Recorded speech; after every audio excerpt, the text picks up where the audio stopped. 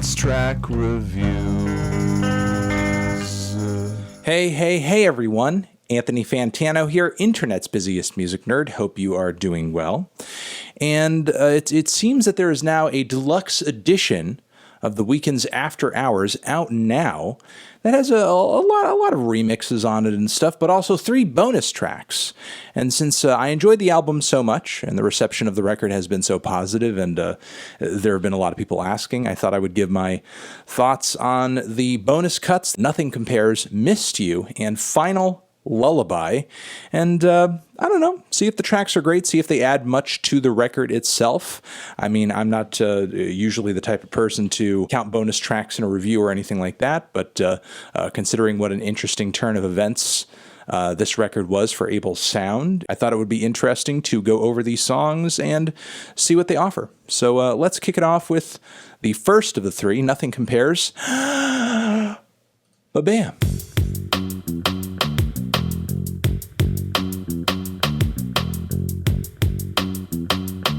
Okay, Nothing Compares.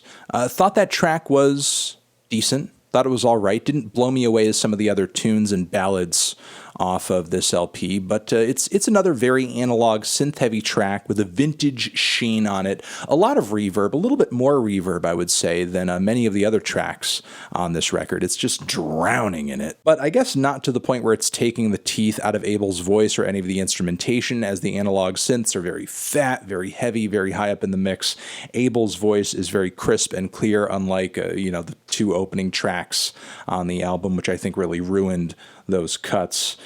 Tried and true chord progression on this one, as well as a pretty straightforward pop song structure. And Abel's vocal performance here, I thought had a bit of a old school R&B quality to it, almost like a late 80s, early 90s sort of quality to it, in that it's very sensual, it's very intimate, it's somewhat alluring.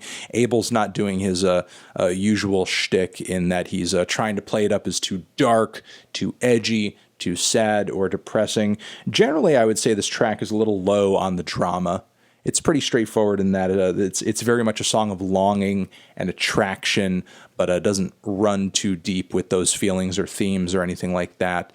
A lot of the transitions on the song are really what I felt like the track was lacking. It felt like it was playing it a bit too safe, honestly, especially with those 80s drum fills, which I just found to be very typical. And since there are other moments on this record where he's kind of playing up that same idea, I could see why he would have left this off the original track list, though I will say I do still like this more than my least favorite tracks on the album. So, if this song did somehow make it onto the record and replace something like Too Late or even the Repeat After Me interlude, I can't say I wouldn't enjoy that. Still, generally not one of my favorites from this album cycle, but still likable. Let's give this next one, Missed You, a try and see what exactly is going on there.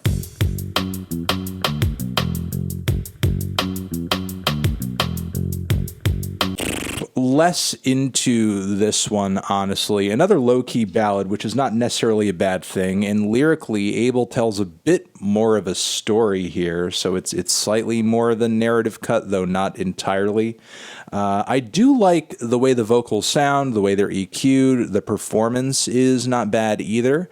They sound really bright. They are quite expressive too, but the beat is kind of trash on this track, honestly. It's very dry, it's very plain, it barely feels EQ'd. The clap sticks out like a sore fucking thumb in the mix and sounds terrible, is not very complimentary to the very pillowy, hazy, pretty layers of synths and vocals kind of hanging around in the background.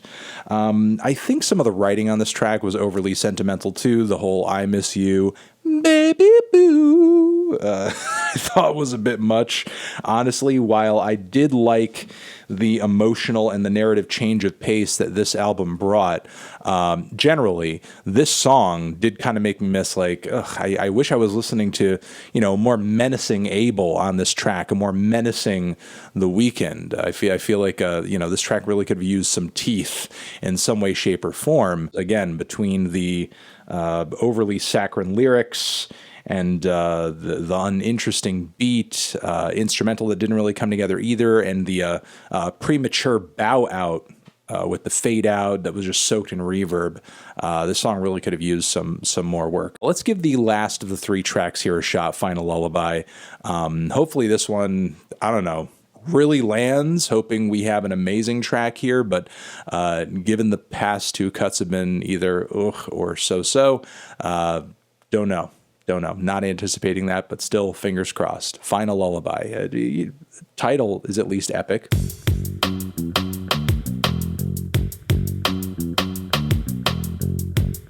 Okay, that was kind of tedious. Sometimes things are bonus tracks for a reason.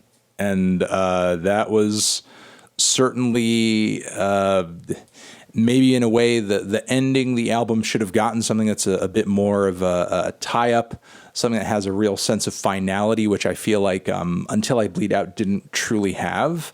But what I didn't like about this track, despite there being a cool Synth Odyssey intro, despite the track being so minimal, which I think is an interesting direction, was the vocal melody and the vocal performance. Abel literally does try to pass off a vocal melody here that is very lullaby inspired. And I think that's an interesting direction. I think that's an interesting concept. But the performance here was really stiff, super stiff, and not in a flattering way either. I mean, I think there's certainly a way to deliver a lullaby type of tune, a lullaby type of melody, without singing like, I don't know, you're in the school pageant.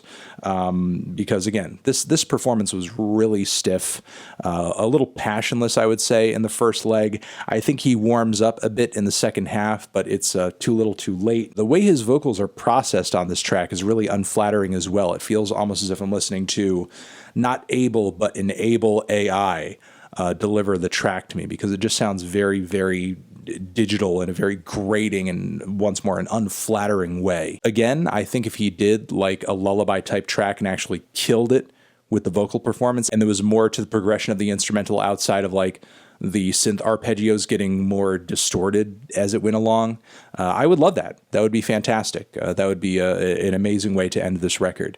But this to me just feels like, an attempt at that, and it didn't quite work out. So, hey, let's just like make it a bonus track or whatever. Because again, sometimes things are bonus tracks for a reason. And in my opinion, even though I do have some least favorite tracks on After Hours that I think really could have been better, or maybe should have been removed entirely from the record, I can't say I would consider replacing any song on this album with any of these tracks outside of maybe Nothing Compares. And I guess I will just leave it at that. Thought these songs generally were just okay. Very obviously not as well structured or as interestingly produced or even as well produced as a bulk of the material on After Hours. And they just are what they are. It is what it is. Let me know your thoughts on these tracks if you've given them a listen down in the comments. I will see you guys in the next one. Anthony Fantano, The Weeknd, After Hours, Deluxe, bonus tracks, forever.